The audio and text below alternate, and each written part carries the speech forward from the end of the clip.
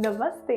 मैं हूँ डॉक्टर अनुसुया गोहिल और आज एक और बार आपका स्वागत करती हूँ पावन आँख पर। अभी पिछली वीडियो में ही हमने बात करी कि ओबेसिटी आज के दौर में कितना बढ़ता जा रहा है। पहले ये बाहर की ही कंट्रीज में प्रॉब्लम थी, पर आज देखा जाता है कि विश्व भर में ये बहुत बढ़ रहा है और हिंदुस्तान में भी इसके केसेस बहुत ज़्यादा होते जा रहे हैं। पर इसे जीतने के बहुत सारे रास्ते हैं और हम एक दिन ज़रूर ओबेसिटी फ्री वर्ल्ड बना सकते हैं। तो आपको याद होगा, मैंने आपको पिछली ही वीडियो में एक छोटा सा टास्क दिया था और वो था अपने थॉट्स जो आपको एंग्शियस कर रहे हैं उन्हें नोट डाउन करना। वो कोई सिचुएशन हो सकती थी, जैसे कि किसी अनचाहे इंसान से एकदम रास्ते में टकरा जाना, या फिर कोई प्रेजेंटेशन एकदम देने पड़ जाना, या फिर क्लास में कोई आंसर देना पड़ना, या किसी ऐसे कोलीग से मिलना जो हमें इतना पसंद ना हो।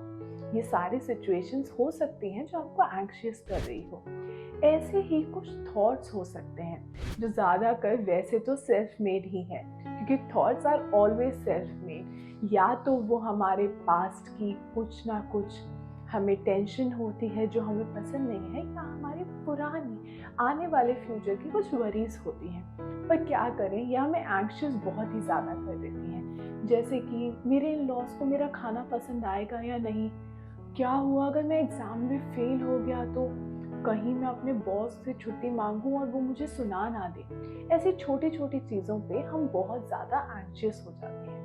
इसी तरह कुछ लोग हैं जो हमें बहुत ज़्यादा एंग्जाइटी पैदा कर सकते हैं। हो सकता है वो जाने जिस बस में हम रोज़ जाते हैं उसका कंडक्टर ही हो, हमें शायद उसको देख के बहुत ही अजीब फील होता हो सकता है जिस कोलीग के साथ हम काम करते हैं वो हमें बहुत ज़्यादा एंग्जाइटी पैदा कर देता हो। क्या पता कोई आपके बहुत आने वाली काम वाली ही आपको बहुत एंग्शियस बना देती हो कि अब इसे कैसे कहूँ कि ढंग से झाड़ू लगाया कर, अरे मैं अपने बॉस को कैसे बोलूँ कि मैं अपने हिसाब से काम करना चाहता हूँ। कई लोगों से तो सिर्फ 2 मिनट देख लेना ही हमें बहुत एंग्शियस बना देता है। पर ये सब हम ना जानते हुए भी हमारी ओबेसिटी में बहुत ज़्यादा एक मेजर कॉज है। एंड मैं आपको समझाती हूँ कैसे। जब भी हम एंग्शियस होते हैं तो अगर हम त्रिदोष की दृष्टि से देखें तो जो हमारा सबसे ज़्यादा बढ़ता है वो है वात दोष। अब वात दोष, जैसे कि आप जान पा रहे हैं, वात वायु से आया है तो इसका कार्य है चलना। जब हम एंग्शियस होते हैं तो हम इस दोष का लेवल बहुत ज़्यादा बढ़ा देते हैं, जिससे हमारी बॉडी मूवमेंट्स बहुत तेज हो जाती हैं। इसीलिए ही आपने ऑब्जर्व करा होगा, जब भी कोई इंसान एंग्शियस होता है तो वो अपनी बॉडी को किसी भी तरह से मूव करना चाहता है। कई लोग खुद से बातें करते हैं क्योंकि वो उस बात को, जो एक्सेस है, उसे कहीं ना कहीं चैनलाइज करने की कोशिश करते हैं, बट वो तो हो नहीं पाती है। और वात की एक सबसे बड़ी चीज़ है कि जब भी हमारी बॉडी में वात बहुत ज़्यादा होती है तो वो हमारी अग्नि, दैट इज डाइजेस्टिव फायर, को विषम कर देता है। दैट मीन्स कि हमारी डाइजेस्टिव फायर बिल्कुल डिस्टर्ब हो जाती है।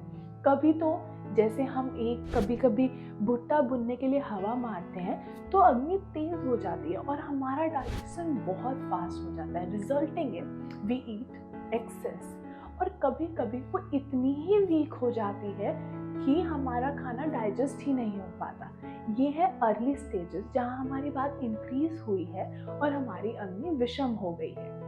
ये धीरे धीरे हमारे जो बिल्कुल भी सेंस है खाने का उसको डिस्टर्ब करती है और लीड करती है ओबेसिटी में। जब हम एक बार ओबीस हो जाते हैं तब जो हमारी वात है, क्योंकि हमारा कोष्ठ एरिया जो है बहुत एक्सपांड हो जाता है, ये वहाँ रहकर हमारी अग्नि बहुत ज़्यादा बढ़ा देती है, जिसकी वजह से we do not tend to eat excess, but हमारी एक ज़रूरत हो जाती है एक्सेसिव खाना, क्योंकि अब हमारी डाइजेस्टिव फायर को कुछ चाहिए डाइजेस्ट करने के लिए। एंड अगर हम नहीं लेते हैं और कुछ भी ढंग से नहीं खाते हैं, then it starts to digest the other organs या फिर जो भी हमारी नीडेड न्यूट्रिशंस हैं। तो इसके लिए हमें अपने वात को कंट्रोल करना बहुत ज़रूरी है। थॉट्स लगते एक छोटी चीज़ है, बट ये आगे जाके बहुत मेजर डिजीजेस कॉज कर सकते हैं। अब इन थॉट्स को कंट्रोल कैसे करें? कहते तो हैं कि महज थॉट्स हैं, माइंड है, माइंड को कंट्रोल करो, पर ये शायद आसान नहीं हो पाता है।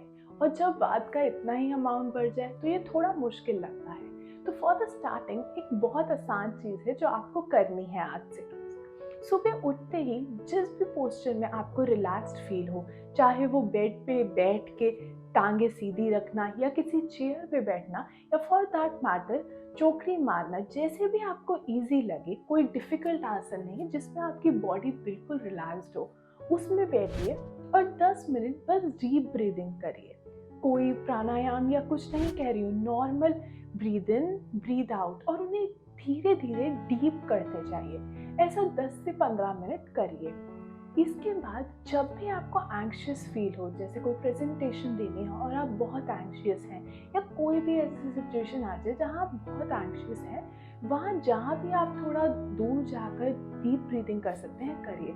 और दैट मैटर अगर आप ऑफिस में है या स्कूल में है तो अपने वॉशरूम में जाकर 5 मिनट डीप ब्रीदिंग करिए।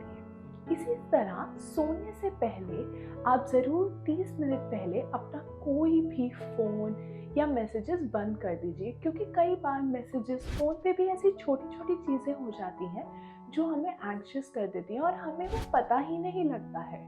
तो उसे छोड़ दीजिए।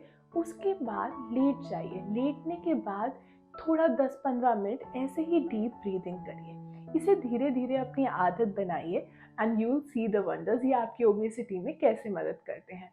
अगली वीडियो में हम बाकी जो आर्ट्स थे उनके बारे में बात करेंगे। तब तक आप अपना ध्यान रखिए, डीप ब्रीदिंग शुरू करिए। मैं आपको इसी ऐप पे मिलूंगी अगले एपिसोड में। नमस्ते।